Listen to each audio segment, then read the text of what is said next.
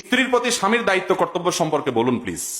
নিশ্চয়ই এটা কোনো মহিলা প্রশ্ন করেছেন। নবীজি সাল্লাল্লাহু আলাইহি ওয়াসাল্লাম আম্মা জানা আয়েশা রাদিয়াল্লাহু আনহাকে খেলা দেখতে নিয়ে গেছেন মসজিদে নববীতে। ইথিওপিয়ান সাহাবীরা খেলা দেখতে গেছে। নবীর মতো মানুষ এত ব্যস্ত গোটা উম্মতের দায়িত্ব নিয়ে আসছে, অথচ স্ত্রী খেলা দেখবে উনি সাথে নিয়ে গেছেন এবং এত সময় খেলা দেখাইছেন যে যতক্ষণ পর্যন্ত আয়েশা রাদিয়াল্লাহু আনহা না বলছেন যে ইয়া রাসূলুল্লাহ আর দেখবো না, ততক্ষণ পর্যন্ত নবীজি বসেছিলেন তাকে খেলা দেখানোর জন্য।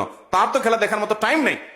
খেলা দেখা বলতে আপনাদের টেলিভিশনে খেলা দেখা হালাল মনে করিয়েন না আবার, যেখানে ওই নাটক আপনার অ্যাডভার্টাইজ দুনিয়ার জেনা হারাম জিনিস আসে, ওইটা না। এটা লাইভ, সরাসরি মাঠের, সেখানে হারাম কিছু না হয় সরাসরি দেখলেন। নবী সাল্লাল্লাহু আলাইহি ওয়াসাল্লাম তার স্ত্রীকে এত কেয়ার করেছেন, এত যত্ন করেছেন, এত সময় দিয়েছেন। এই হাদিস বর্ণনা করার পর আম্মা জানা আয়েশা রাদিয়াল্লাহু আনহা বলেছেন, ফাকদুরু কদরাল জারিয়াতিল হাদিসাতি সিন্নি আল হারিসাতি। আল্লাহ হবে, ও দুনিয়ার পুরুষেরা, তোমাদের অল্প বয়স্ক স্ত্রীরা, তরুণী মেয়েরা, তোমাদের স্ত্রী যারা থাকে, এদের ডিমান্ড গুলো, চাহিদাগুলো, তাদের শখ গুলোকে তোমরা এইভাবে মূল্যায়ন করবা।